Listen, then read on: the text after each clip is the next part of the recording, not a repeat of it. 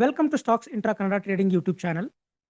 ಇವಾಗ ಲಾಸ್ಟ್ 15 ಡೇಸಿಂದ ಮಾರ್ಕೆಟ್ ತುಂಬ ಕಂಪ್ಲೀಟ್ ಆಗಿ ಫಾಲ್ ಆಗ್ತಾನೆ ಇದೆ. ಅದಕ್ಕೆ ರೀಸನ್ ಏನು ಅನ್ನೋದು ಯಾರಿಗೂ ಕೂಡ ಕರೆಕ್ಟಾಗಿ ಗೊತ್ತಿಲ್ಲ.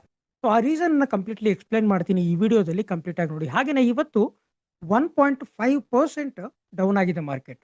ಯಾಕೆ ಇಷ್ಟು ಡೌನ್ ಆಗಿದೆ ಅನ್ನೋ ಡೌಟ್ ಕೂಡ ಪ್ರತಿಯೊಬ್ಬರಿಗೂ ಕೂಡ ಇರುತ್ತೆ. ಅದು ಕೂಡ ಆಫ್ಟರ್ 3 PM ಡೌನ್ ಆಗಿರೋದು. ಸೊ ಏನಕ್ಕೆ ಈ ತರ ಡೌನ್ ಆಗಿರುತ್ತೆ ಅನ್ನೋ ಒಂದು ಡೌಟ್ ಕೂಡ ಪ್ರತಿಯೊಬ್ಬರಿಗೂ ಇರುತ್ತೆ.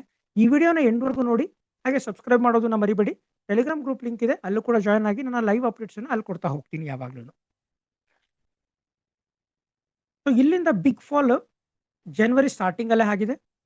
ಸೊ ಈ ಬಿಗ್ ಫಾಲ್ ಎಲ್ಲಿವರೆಗೂ ಆಗಿದೆ ಅಂತ ಹೇಳಿದ್ರೆ ಜಾನ್ವರಿ 12th ವರೆಗೂ. ಇದಾದ್ಮೇಲೆ ನೆಕ್ಸ್ಟ್ ಎಲ್ಲೂ ಕೂಡ ಒಂದು ಮೇಜರ್ ರಿಟ್ರೇಸ್ಮೆಂಟ್ ಕಾಣಿಸಿರ್ಲಿಲ್ಲ. ಸೊ ಇದನ್ನ ನಾವು ಒಂದು ರಿಟ್ರೇಸ್ಮೆಂಟ್ ಅಂತ ಅನ್ಕೊಳ್ಬಹುದು ಅಲ್ವಾ. ಸೊ ಈ ರಿಟ್ರೇಸ್ಮೆಂಟ್ ಆದ್ಮೇಲೆ ಬೈಯರ್ಸ್ ಇನ್ ಕೇಸ್ ಏನಾದ್ರೂ ಕೂಡ ಸ್ಟ್ರಾಂಗ್ ಇದ್ದಿದ್ರೆ ಈ ಡಬ್ಲ್ಯೂ ಪ್ಯಾಟರ್ನ್ ಅಲ್ಲಿ ಸೊ ಇಲ್ಲಿಂದ ಈ ಒಂದು ರೆಸಿಸ್ಟೆನ್ಸ್ ನ ಬ್ರೇಕ್ ಮಾಡಬೇಕಾಗಿತ್ತು. ಬಟ್ ಈ ರೆಸಿಸ್ಟೆನ್ಸ್ ನ ಬ್ರೇಕ್ ಮಾಡೋದ್ರಲ್ಲಿ ಫೇಲ್ ಆಗಿದ್ದಾರೆ ಯಾರು? ಬೈಯರ್ಸ್. ಹಾಗಿದ್ರೆ ಈ ಡಬ್ಲ್ಯೂ ಪ್ಯಾಟರ್ನ್ ನೋಡಿ, ಇಲ್ಲಿ ಏನ್ ಬೈಯರ್ಸ್ ಬಂದಿರ್ತಾರೆ ಇವರೆಲ್ಲರ ಸ್ಟಾಪ್ ಲಾಸಸ್ 25,500 ಇನ್ನ ಕೆಳಗಡೆ ಇರ್ತಿತ್ತು. ಅದಕ್ಕೇನೆ ನಾನು ಲಾಸ್ಟ್ 4 ಡೇಸ್ ಇಂದನೂ ಕೂಡ ಸೆಲ್ಲಿಂಗ್ ಆಪ್ಷನ್ ಅನ್ನೇ ಚೂಸ್ ಮಾಡಿದ್ದೀನಿ. ಸೊ ಈ ಸೆಲ್ಲಿಂಗ್ ಆಪ್ಷನ್ ಅಲ್ಲಿ 4 ಡೇಸ್ ಕೂಡ ನನಗೆ ಪ್ರಾಫಿಟ್ ಆಗಿದೆ. ಸೊ ಇವಾಗ ಇಲ್ಲಿರುವಂತ ಒಂದು ಜಸ್ಟ್ ಇಂಡ್ಯೂಸ್ಮೆಂಟ್ ನ ಕ್ರಿಯೇಟ್ ಮಾಡಿ ಇಲ್ಲಿರುವಂತ ಸ್ಟಾಪ್ ಲಾಸಸ್ ನ ಕಂಟ್ ಮಾಡಿದೆ. ಈ ಒಂದು ಡೇ ಕಂಪ್ಲೀಟ್ಲಿ ಹೋಲ್ಡ್ ಮಾಡಿದ್ಮೇಲೆ ನೆಕ್ಸ್ಟ್ ಯಾವ ರೀತಿ ಒಂದು ಮೂವ್ ಆಗಿದೆ ಅಂತ ಹೇಳಿದ್ರೆ ಈ ಮೂವ್ನ ನಾವು ಅಬ್ಸರ್ವ್ ಮಾಡೋದಕ್ಕೆ ಸ್ಟಾರ್ಟ್ ಮಾಡಬೇಕು. ಸೊ ಈ ಮೂವ್ನ ನಾವು ಅಬ್ಸರ್ವ್ ಮಾಡೋಣ.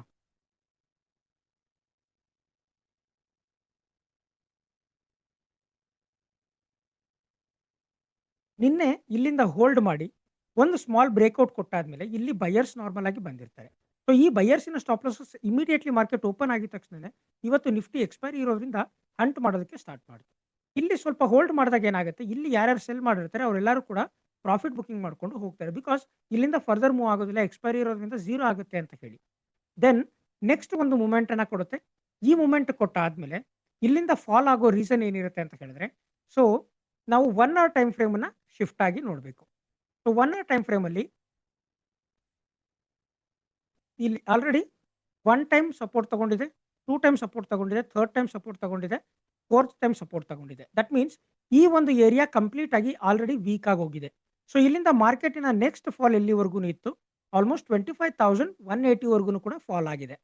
ಸೊ ಇವಾಗ ನಾಳೆ ಮಾರ್ಕೆಟ್ ಅಂದ್ರೆ 21st ಜಾನ್ವರಿಯ ಪ್ಲಾನ್ ಯಾವ್ದಿರಬೇಕು ನಮಗೆ ಅಂದ್ರೆ ನಾವು ಏನ್ ಪ್ಲಾನ್ ಅನ್ನ ಮಾಡಬಹುದು ಅಂತ ಹೇಳಿ ಇವಾಗ ನಾನು ಎಕ್ಸ್ಪ್ಲೈನ್ ಮಾಡ್ತೀನಿ. ಲೋಯರ್ ಲೋ ಫಾರ್ಮೇಶನ್ ಅಲ್ಲಿ ಮಾರ್ಕೆಟ್ ಏನಾಗಿದೆ, ಇಲ್ಲಿ ಲೋಯರ್ ಲೋ ಫಾರ್ಮೇಶನ್ ಅಲ್ಲಿ ಮಾರ್ಕೆಟ್ ಏನಾಗಿದೆ, ಡೌನ್ ಫಾಲ್ ಆಗಿದೆ. ದಟ್ ಮೀನ್ಸ್ ಇಲ್ಲಿ ಏನ್ ಮಾಡಿರ್ತಾರೆ ಪ್ರತಿಯೊಬ್ಬರು ಕೂಡ ಈ ಒಂದು ಫಾಲ್ ನ ನೋಡಿ ರ್ಯಾಂಡಮ್ ಸೆಲ್ಲರ್ಸ್ ಕೂಡ ಬಂದಿರ್ತಾರೆ. ಅಂದ್ರೆ ರಿಟೇಲರ್ಸ್ ಅಲ್ಲಿ ಯಾರು ಇಲ್ಲಿ ಮಿಸ್ ಮಾಡ್ಕೊಂಡಿದ್ದಾರೆ, ಮಾರ್ಕೆಟ್ ಇನ್ನ ಬೀಳುತ್ತೆ ಅಂತ ಹೇಳ್ಬಿಟ್ಟು ಇಲ್ಲಿಂದ ಸೆಲ್ಲಿಂಗ್ ನ ಹೋಲ್ಡ್ ಮಾಡ್ಕೊಂಡು ಹೋಗಿರುವಂತ ಚಾನ್ಸಸ್ ಇರುತ್ತೆ. ಸೊ ಫಸ್ಟ್ ಆಫ್ ಅಲ್ಲಿ ನಮಗೆ ಒಂದು ಪ್ರಾಫಿಟ್ ಬುಕಿಂಗ್ ನೋಡೋ ಚಾನ್ಸಸ್ ಸಿಗಬಹುದು. ಇನ್ ಕೇಸ್ ಪ್ರಾಫಿಟ್ ಬುಕಿಂಗ್ ನೋಡೋ ಚಾನ್ಸಸ್ ಸಿಕ್ಕಿದ್ರು ಕೂಡ ನಾವು ಬೈಯಿಂಗ್ ಸೈಡ್ ಪ್ಲಾನ್ ಮಾಡಬಾರ್ದು. ಇಲ್ಲಿಂದ ಏನ್ ಮಾಡಬೇಕು, ಒಂದು ರಿಟ್ರೇಸ್ಮೆಂಟ್ ಅಂತ ಅನ್ಕೊಂಡು ಇಲ್ಲಿಂದ ನೆಕ್ಸ್ಟ್ ಒಂದು ರೆಸಿಸ್ಟೆನ್ಸ್ ಕೆಳಗಡೆ ಈ ಪ್ಲೇಸಸ್ ಅಲ್ಲಿ ನಾವು ಸೆಲ್ಲಿಂಗ್ ಸೆಟಪ್ ನ ಐಡೆಂಟಿಫೈ ಮಾಡೋದಕ್ಕೆ ಸ್ಟಾರ್ಟ್ ಮಾಡಬಹುದು. ಸೊ ಈ ಒಂದು ರೆಸಿಸ್ಟೆನ್ಸ್ ಲೆವೆಲ್ ನ ಹಿಟ್ ಆದ್ಮೇಲೆ ಸೆಲ್ಲಿಂಗ್ ಸೆಟಪ್ ಬಂದ್ರೆ ನೆಕ್ಸ್ಟ್ ಮೂವ್ ಡೌನ್ ಸೈಡ್ಗೆ ಹೋಗುವಂತ ಪ್ಲಾನ್ ಅನ್ನ ನಾವು ಮಾಡಬಹುದು. ಸೊ ಫಸ್ಟ್ ಆಫ್ ಆಲ್ ನಾನು ಸ್ವಲ್ಪ ಟ್ರೇಡ್ಸ್ ನ ಅವಾಯ್ಡ್ ಮಾಡೋದಕ್ಕೆ ಟ್ರೈ ಮಾಡ್ತೀನಿ. ಬಿಕಾಸ್ ಇಲ್ಲಿ ಪ್ರಾಫಿಟ್ ಬುಕಿಂಗ್ ಆಗ್ತಾ ಇದೆ ಇಲ್ಲ ರಿಯಲ್ ಮೂವ್ ಆಗುತ್ತಾ ಅನ್ನೋದನ್ನ ಅಬ್ಸರ್ವ್ ಮಾಡಬೇಕಾಗುತ್ತೆ. ಸೊ 25,320, 25,420 ರೆಸಿಸ್ಟೆನ್ಸ್ ಆಗಿರುತ್ತೆ, 25,180, 25,100 ಸಪೋರ್ಟ್ ಆಗಿರುತ್ತೆ. ಫರ್ದರ್ ಯಾವುದೇ ತರ ಟ್ರೇಡ್ ಬೇಕು ಅಂತ ಹೇಳಿದ್ರು ನಿಮಗೆ ಟೆಲಿಗ್ರಾಮ್ ಗ್ರೂಪ್ಗೆ ಜಾಯ್ನ್ ಆಗಿ ಅಲ್ಲಿ ಲೈವ್ ಅಪ್ಡೇಟ್ಸ್ ಅನ್ನ ಕೊಡ್ತಾ ಇರ್ತೀನಿ. ಹಾಗೇನೆ ಪ್ರೈಸ್ ಆಕ್ಷನ್ ಅನ್ನ ನೋಡಿ ಮಾತ್ರ ಟ್ರೇಡ್ ಮಾಡೋದನ್ನ ಕಲೀರಿ. Thank you.